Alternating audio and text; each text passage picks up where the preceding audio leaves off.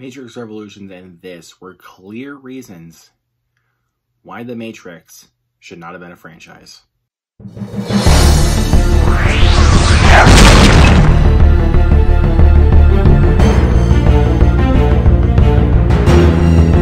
What is up, my fellow movie lovers, and welcome back to the Luke Ponto channel. Thank you guys so much for clicking on the thumbnail here today. Let's get another movie review out of the way. I just got done finished watching this movie, because today we're going to be talking about The Matrix Resurrections.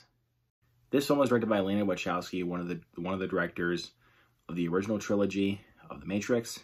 Once again, stars Keanu Reeves as Agent Neo and Carrie as Trinity. You're also bringing in Yahya-Abdul Mateen II as Morpheus and Agent Smith. Returning to a world of two realities, one everyday life, the other what lies behind it. To find out if the reality is a construct to truly know himself, Mr. Anderson, aka Agent Neo, played by Keanu Reeves, will have to choose to follow the White Rabbit once more. So I watched this film on HBO Max like I've been doing for the other Warner Brothers movies in theaters and HBO Max same day thing, because, you know, I feel like I could actually see them on time and not have to like wait for like a whole weekend to go see them in theaters. So I watched Resurrections at home. I was actually going into this one pretty excited. Like, I love the first Matrix movie. It's one of the best science fiction films of all time. I even watched it in high school at one point, like for how to make a movie class in high school. I still loved it. The sequels are good to bleh. Reloaded, good or fine. And Revolutions, bleh. Sorry, Tyler. You're going to be mad at me, but I'm sorry. I do not care for Revolutions. I know he really enjoys that movie, but for me, I can't. But with this film, good God, Lana Wachowiski, why did you frustrate me again? This movie is completely frustrating. Now, I will get these positives out of the way first before I dive into my negatives. Not to say that this is a horrible film. This is just borderline fine. But to me, but I will get into my negatives in a little bit, but I'm going to talk about my positives first.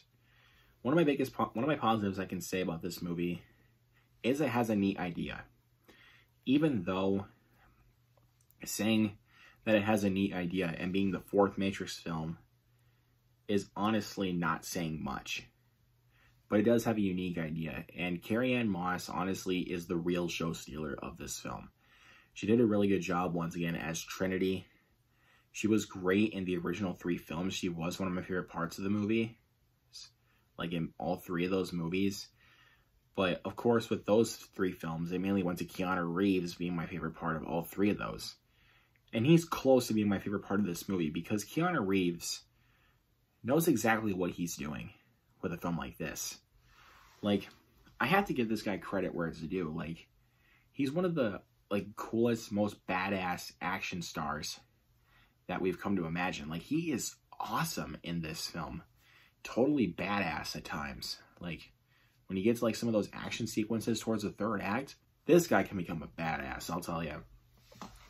Like, I tell you, he becomes a badass with some of those action scenes.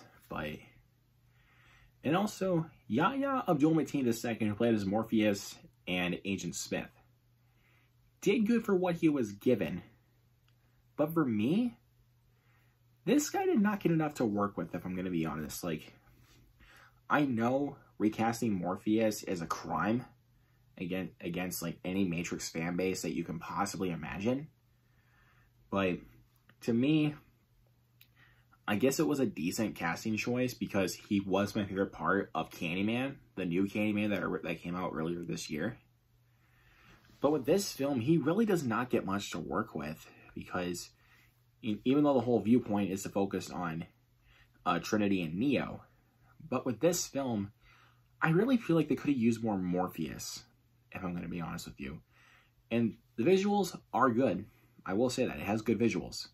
Like, no doubt. I mean, the Matrix movies have good visuals, but maybe if you say it for some of the other Wachowski's works, that the visuals are very noticeable CGI.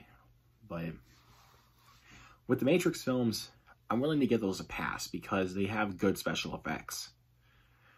But now to my negatives about this movie. Good God. Do I even want to talk about this? Okay, fine.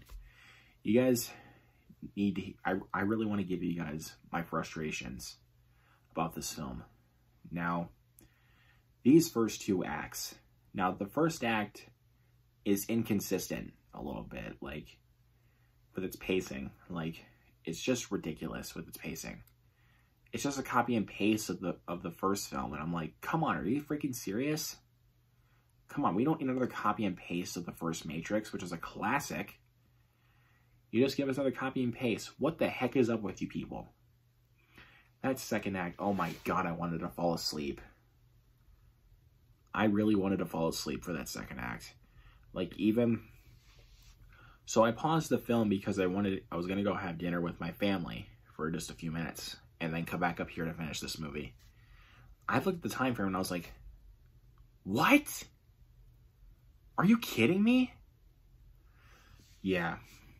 You guys could tell this movie frustrated me. Like, the pacing is terrible with this film. Very, very slow pacing. And it's way too long, clocking in at almost 2.5 hours.